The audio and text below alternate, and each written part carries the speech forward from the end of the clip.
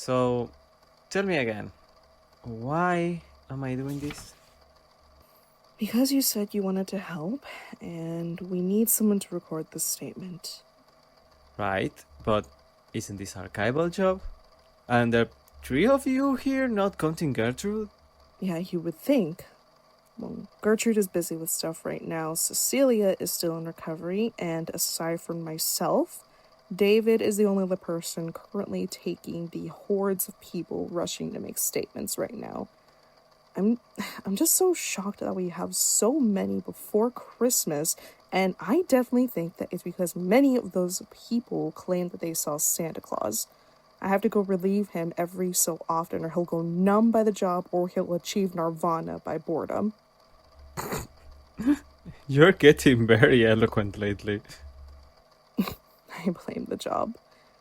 Just, please, this can really help ease the load. Alright. You don't need to beg. I'll get it done. But don't get used to it. Thanks, Cherry. I'll be outside if you need me, okay? Don't die. Okay, well, then, a statement of Tomasz Olbrich, I think that's how it's pronounced, or Gosha, regarding his performances with his likewise named band. Recorded by Gerard Key, consultant. Date of recording, December 21st, 2009. Statement begins. I used to hate performing when I was a kid. Ironic, isn't it?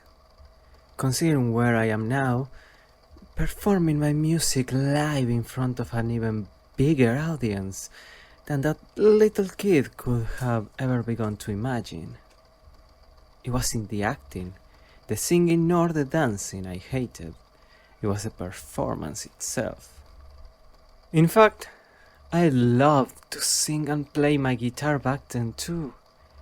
I liked to do it when I was by myself, alone in my room without any prying eyes from people who had opinions.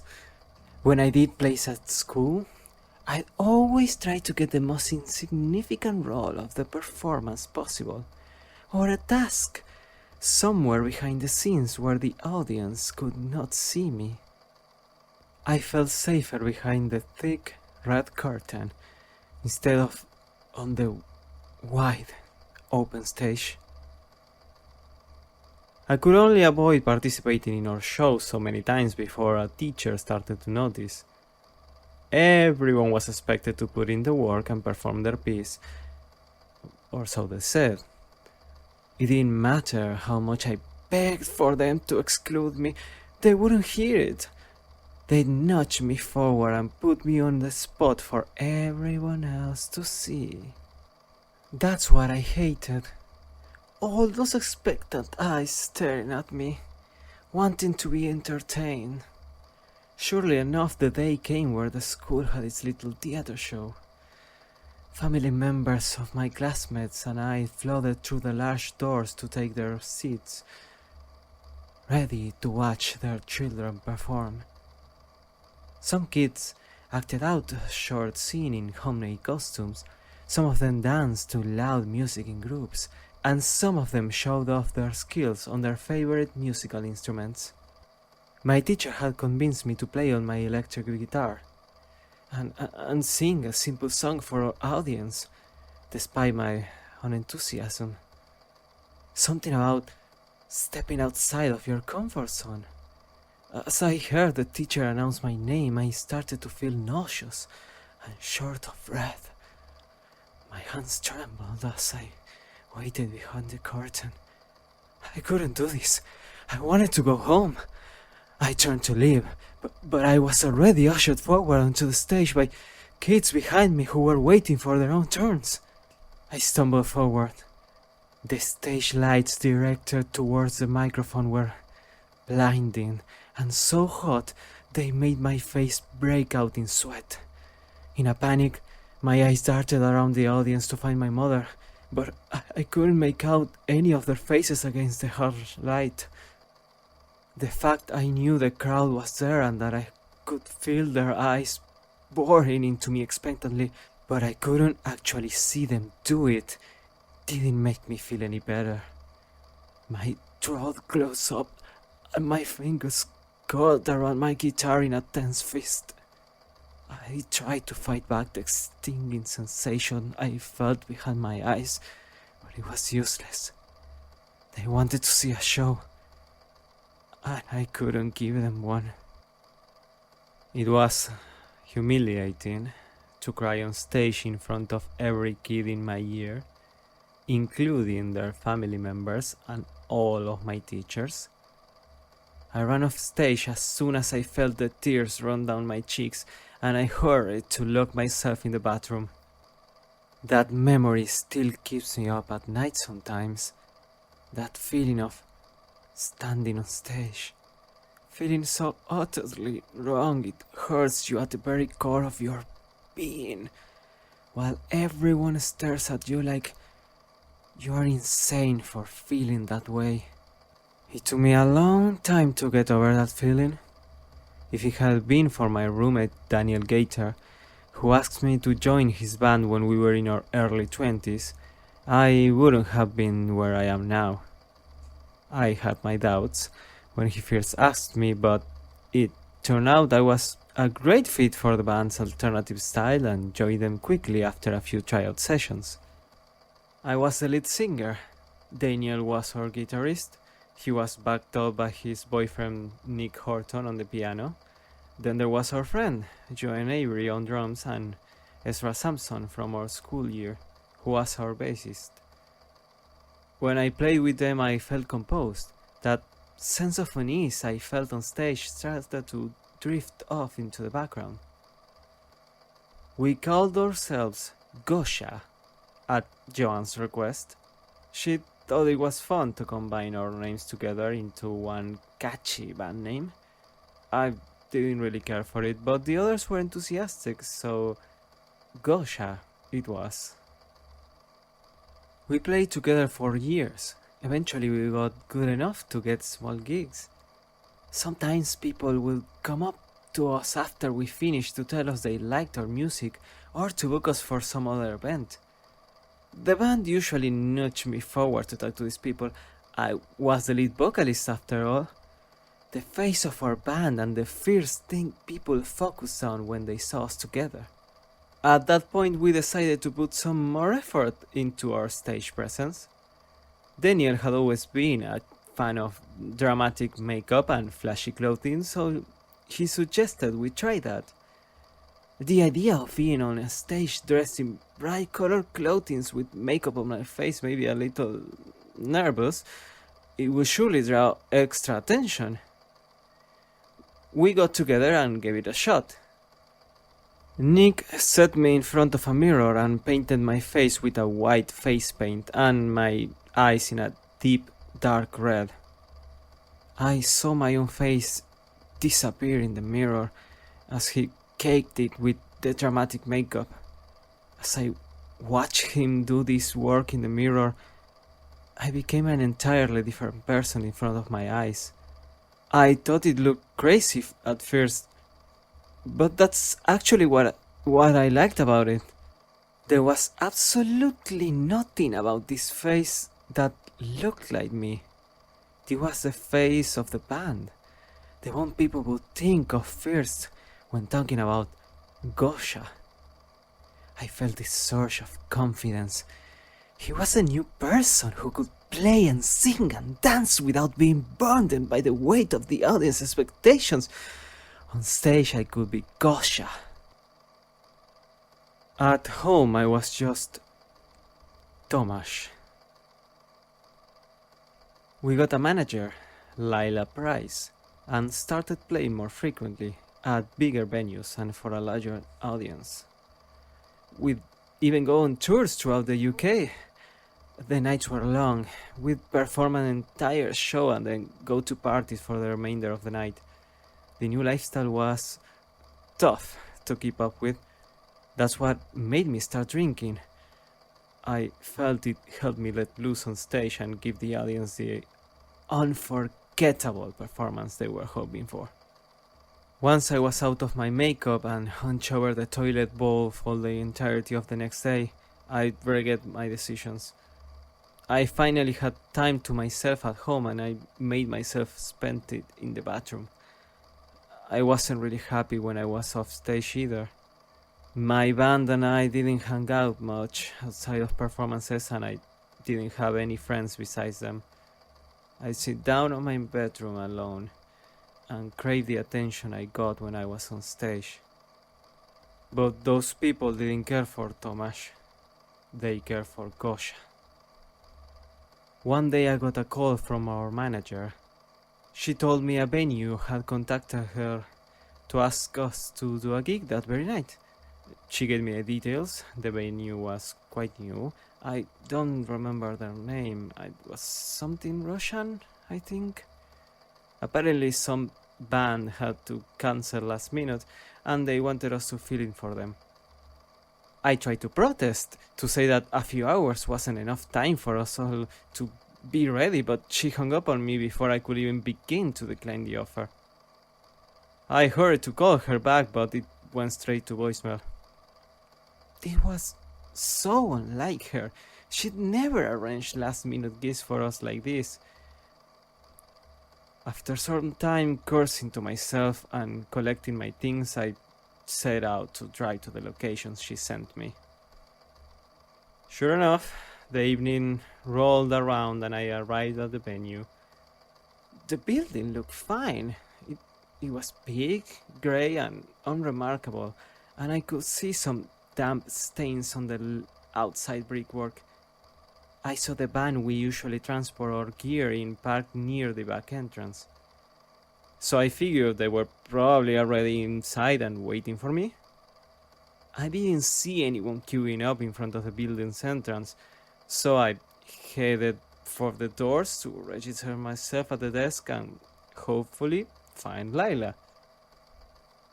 To my relief, she was right there at the front desk, talking to the woman behind it.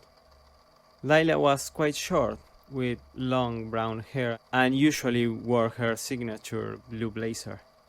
But today she seemed to have picked a more flamboyant, colorful option. She turned towards me and smiled when I greeted her. She told me everything was already set for my performance and started to lead me down the hallway that led into the backstage area. I found she was strangely upbeat for such a rush evening, but I followed along regardless. Her moving optimism was so intense that I feel bad if I'd mess up. I wanted to bring up how frustrated I was, but something about her voice, her smile, the way she moved just made me feel uneasy. It was like her motions were a little too slow sometimes, and a little too fast on the other. I brushed my feelings off and just thanked her for getting us the gig on short notice. I expected to see my mates when I stepped into the backstage room, but they weren't there. Lila reassured me that she already took care of them, and promptly turned around and left. What did she even mean by that? That was the moment where the frustration started to creep up on me again. It had already been a horrible few days full of hangovers, and now I was in this unfamiliar venue without any clue of what to do. I got out my phone and dialed Daniel's number to ask where everyone was, but he did not pick up. I did my best to get here last minute while unclear on what the plan was, and they couldn't even pick up when I called? I sat down in a slightly uncomfortable chair and decided to wait.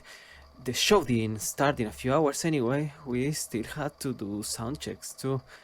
Luckily, the backstage room had drinks ready, so I helped myself to a few. It got me to calm down somewhat. Soon after, I was startled by the door swinging open with a loud thud from the handle hitting against the wall. I craned my head from my snoozing position on the chair to see who had entered so energetically. Layla was standing there in the doorway, and next to her stood two tall people who I did not recognize. They barged in without saying a word and started emptying their bags onto the vanity mirror. Behind them followed Layla, who answered my questions before I could open my mouth. "My makeup artist," she said. I stood up and shook my head. "No, we did not have makeup artists. We applied it ourselves every show." She told me not to worry and reassured me I was in good hands with that same optimistic smile from before. I grunted in response. At this point the evening had already been a confusing mess, so I didn't have any words for her anyway. Layla left me backstage with these two artists I had never met before. Something about them made me feel uneasy. They were intimidating and slightly lanky. Both of them wore colorful makeup and bright clothing that looked like it was a few sizes too large for their bodies. Despite my nerves, I held out my hand for them to shake, but instead of the introduction I expected, the taller one yanked me forward by my wrist. I stumbled into the vanity chair and I spun it around theatrically until I was face to face with myself in the mirror. My heart jumped. It was completely uncalled for after all. I told them off for it. There was no need to be so aggressive about this. I was going to comply if my manager had arranged this for me somehow. I turned to snap at the taller one, but as I did I saw their face up close for the first time. It was smooth. Unrealistically smooth.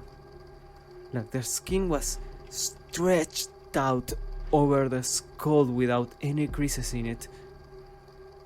Makeup was plastered all over it, and at this distance I could see their faces were not what they looked like at first glance.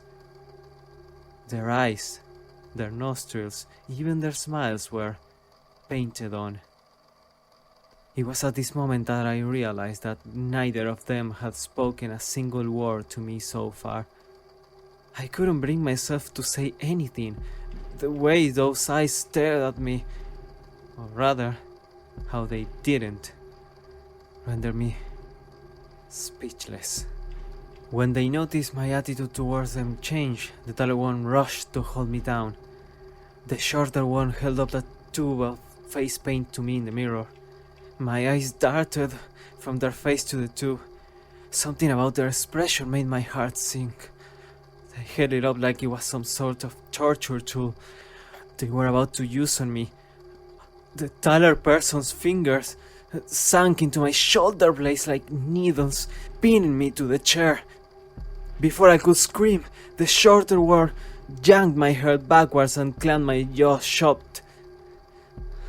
I tried to wrestle myself free, to scream for help, but it was no use.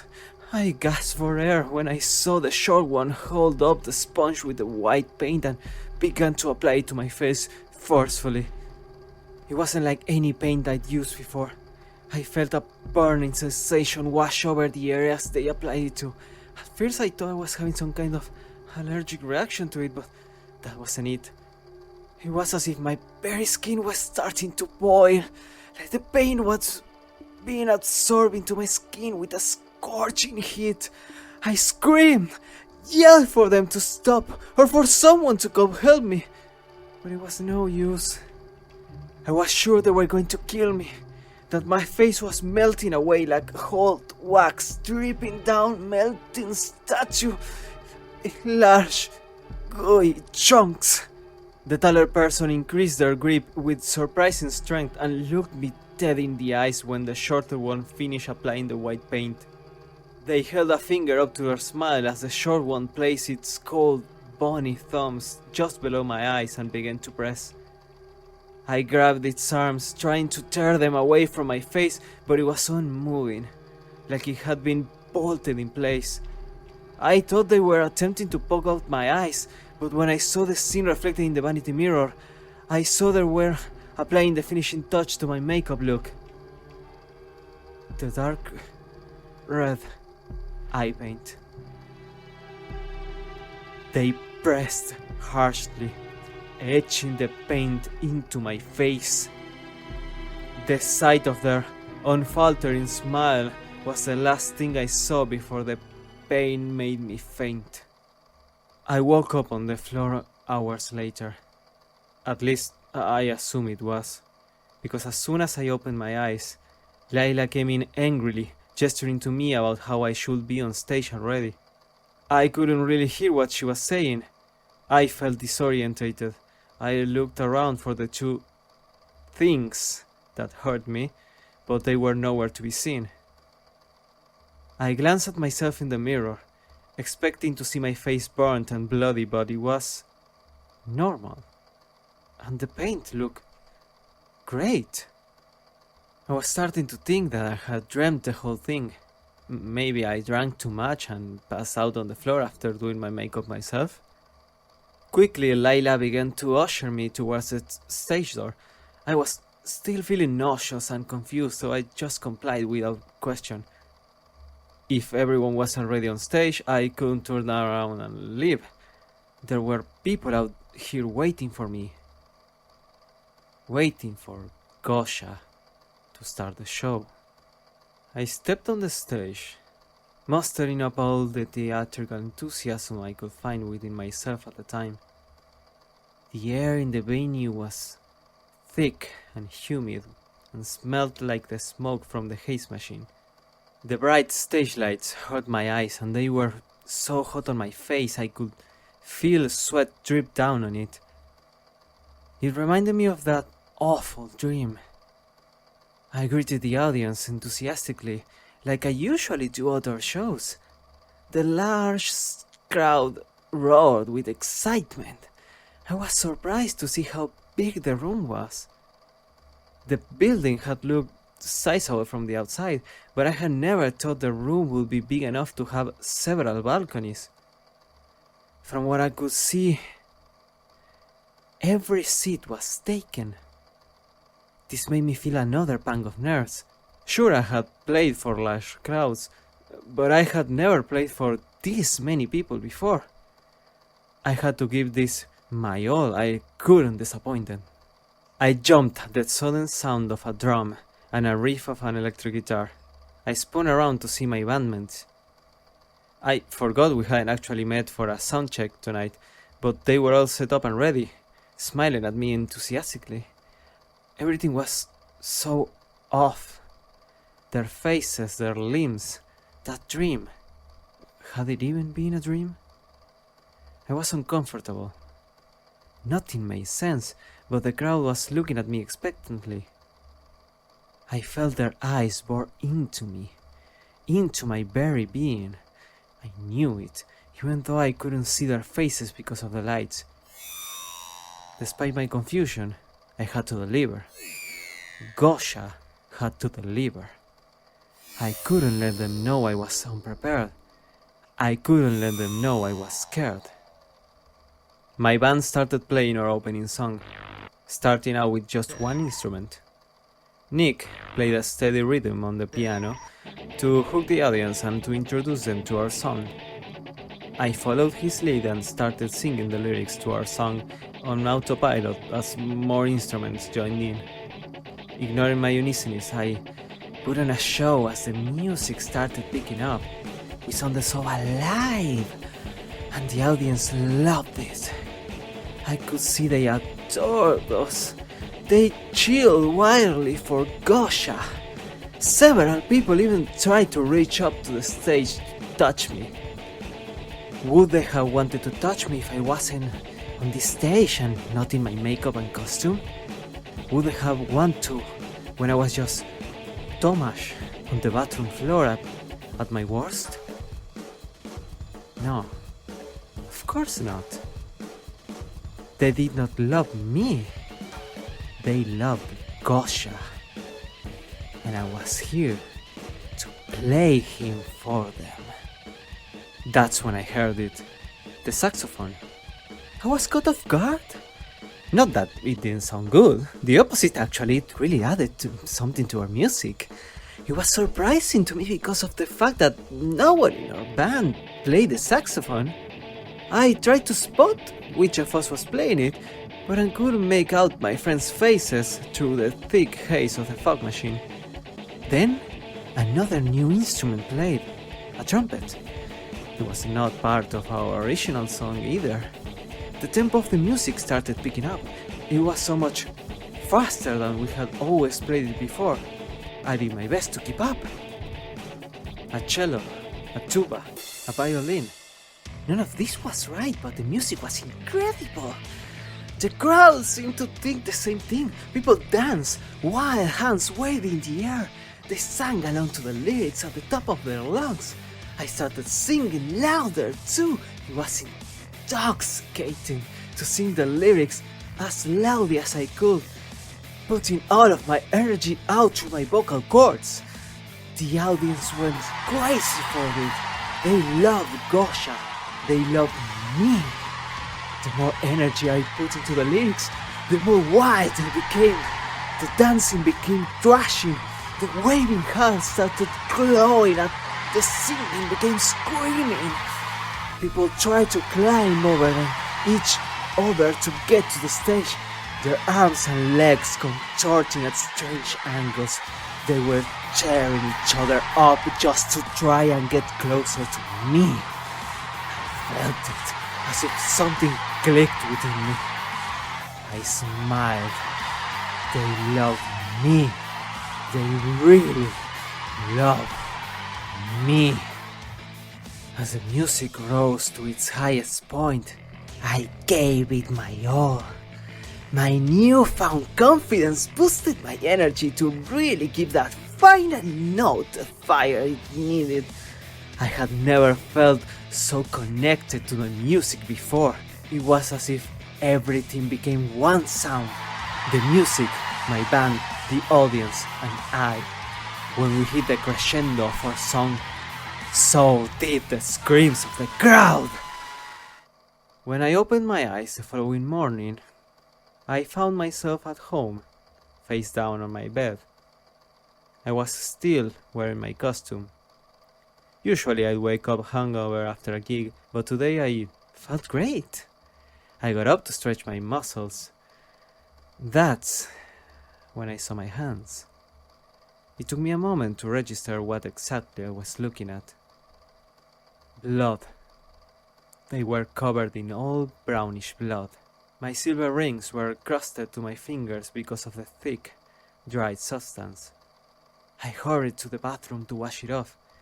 As I scrubbed my hands clean, I caught a glimpse of my face in the mirror. It was equally as bloody, and I was still wearing my face paint. No matter how much soap and water I used, the paint would not come off. My makeup was stuck there, etched into my skin, like a perfect tattoo. All I could do was grin. I recalled the night before clearly. I know what I saw. I know what I did at my performance.